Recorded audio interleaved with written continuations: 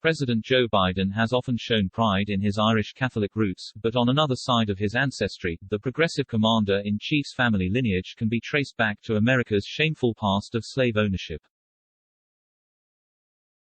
Jesse Robinette Biden's great-great-great-grandfather, owned 2 enslaved people in Maryland in the 1800s, according to a Politico story adapted from a bombshell new book, The Bidens.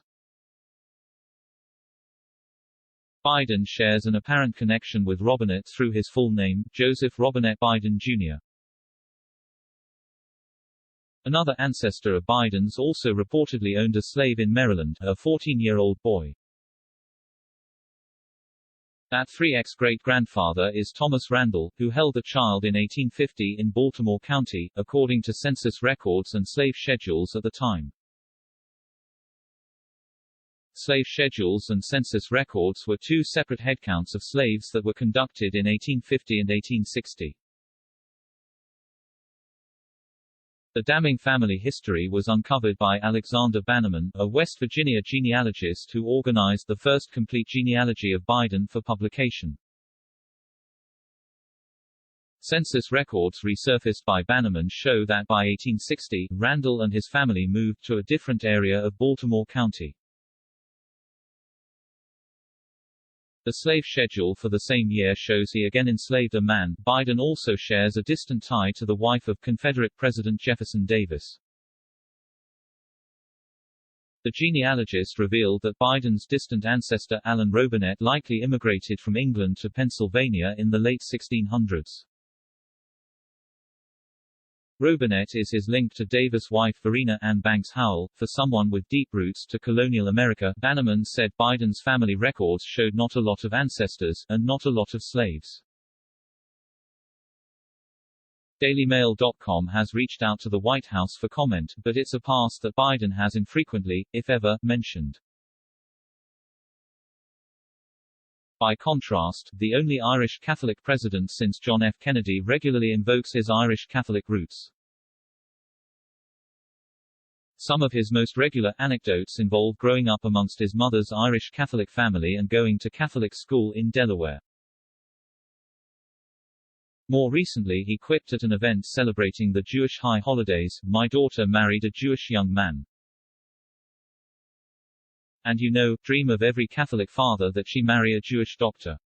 But at several points during his career, during attempts to woo Southern voters, Biden has also appeared to boast of Delaware's history as a slave state, seemingly before he was aware of his family's ties to the shameful tradition.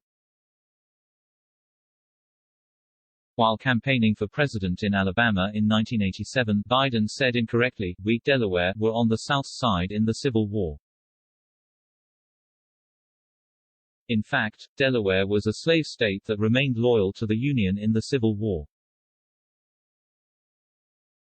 In 2006, Biden also touted Delaware as a slave state when pressed on his chances in the 2008 presidential primary in South Carolina. "My state was a slave state, my state is a border state, my state is the 8th largest black population in the country. My state is anything from a Northeast, liberal state," he said in an interview. The new book delves further into Biden's sometimes fraught history on racial issues, revealing that in the 1970s he lived in a home with a restrictive deed banning black owners or occupants. The book by Politico reporter Ben Schreckinger, titled The Bidens, is due out next week, and one chapter explores the incident with the racist covenant, according to an advance copy obtained by Fox News. Biden's father first purchased the home in Falkland, Delaware in 1969, and Biden then swapped houses with his dad in order to remain within the council district he then served. Biden, now 78, lived in the home from August 1971 to October 1974, during his first campaign for US Senate.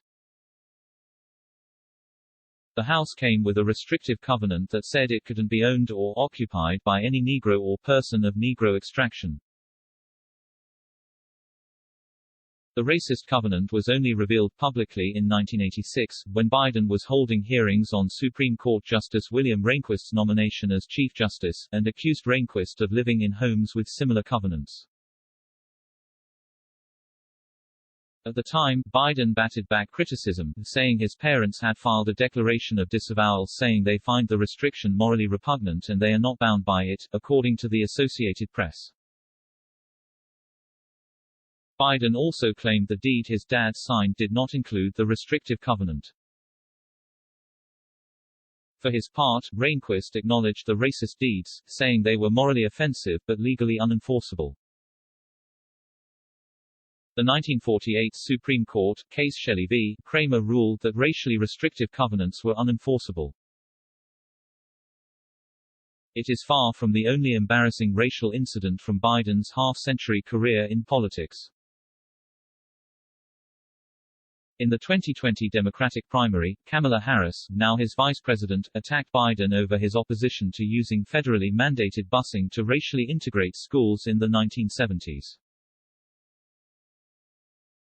In 1975, Biden called busing an asinine concept, the utility of which has never been proven to me. Biden defended his position in the debate and said it was ultimately little different from that of Harris. Also during the 2020 campaign, Biden raised eyebrows when he told radio host Charlamagne Tha that black voters ain't black if they don't vote for him. Biden has also been criticized for his fond remembrances of segregationists including Strom Thurmond and Robert Byrd, the former Democratic senator from West Virginia who was a leader of the KKK, but later renounced the group. In a 2003 eulogy, Biden called Thurmond a brave man, who in the end made his choice and moved to the good side.